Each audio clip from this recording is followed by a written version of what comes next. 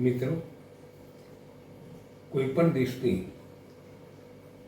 આર્થિક સ્થિતિનું માપ અથવા તો એની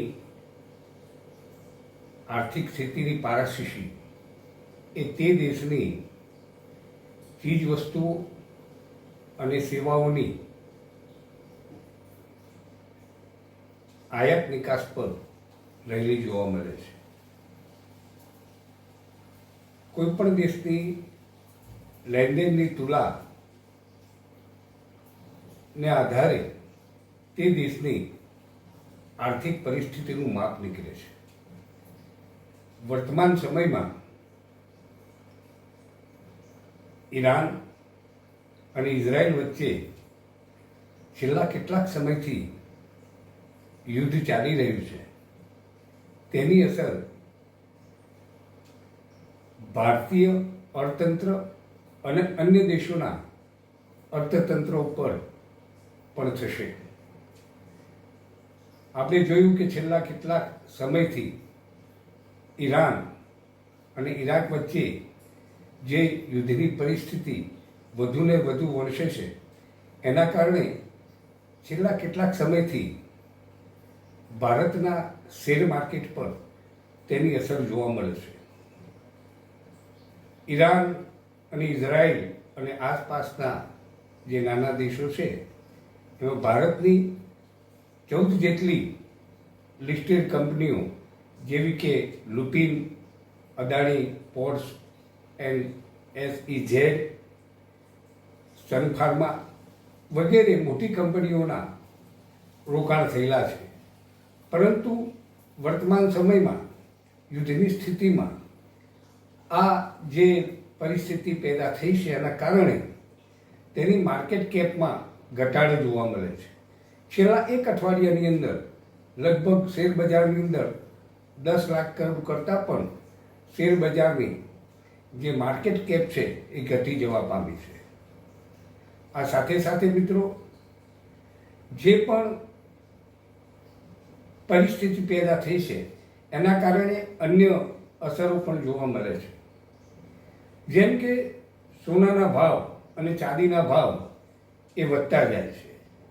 કારણ કે સોનું એક એવી એસેટ છે કે જેના ભાવમાં બહુ ખાસ ફેરફાર થતો નથી, પણ યુદ્ધ અને કુદરતી પરિસ્થિતિ જ્યારે પેદા થાય છે ત્યારે સોનાના ભાવમાં વધારો થાય છે. આપણે જોયું છે મિત્રો કે કોરોનાના સમયમાં પણ સોનાના ભાવ વધ્યા હતા અને આજે યુદ્ધની પરિસ્થિતિમાં પણ સોનાના ભાવનો ગ્રાફ એ ઊંચો જતો જાય છે. સાથે સાથે ચાંદી જેવી ધાતુઓ પણ વધે છે. આમ સોનાની માંગમાં વધારો થતો જાય છે, કારણ કે વિશ્વની અંદર જ્યાં યુદ્ધની પરિસ્થિતિના કારણે અર્થવ્યવસ્થા એ અનિશ્ચિતતા જેવી બાબત બની ગઈ છે. આ સાથે સાથે મિત્રો, આપણે એ પણ ધ્યાન રાખવું જોઈએ કે છેલ્લા એક વીકમાં ક્રૂડના ભાવ વધે છે. ક્રૂડના ભાવમાં વધારો થવાના કારણે તેની અસર પણ જોવા મળશે.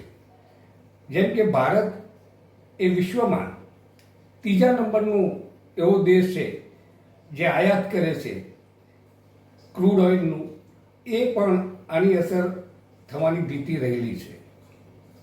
ભારતની અંદર લગભગ ક્રૂડ મોંઘું થવાના કારણે તેની અસર ઓઇલ કંપનીઓ પર પણ પડશે અને ટાયર બનાવતી જે કંપનીઓ છે એના પર પણ જોવા મળશે.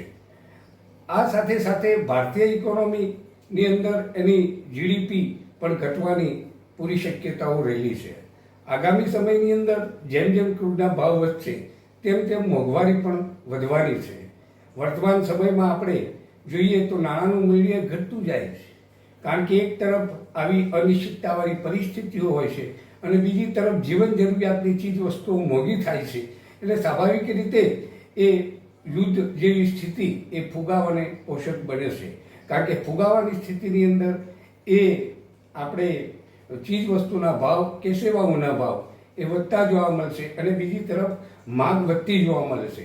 પરિણામે માંગ અને સપ્લાય અથવા તો ઉત્પાદન વચ્ચે અસંતુલન પેદા થવાના કારણે સ્વાભાવિક રીતે આ પરિસ્થિતિ હવે પછીના વર્ષોમાં જોવા મળશે. એટલે કે ભારતીય અર્થતંત્ર ઉપર આ યુદ્ધની સ્થિતિની અસર એ આપણને ધીરે ધીરે લોકોના વ્યવસાય ધંધા એના પર પણ જોવા મળશે. અસ્તુ. જય હિન્દ, જય ભારત.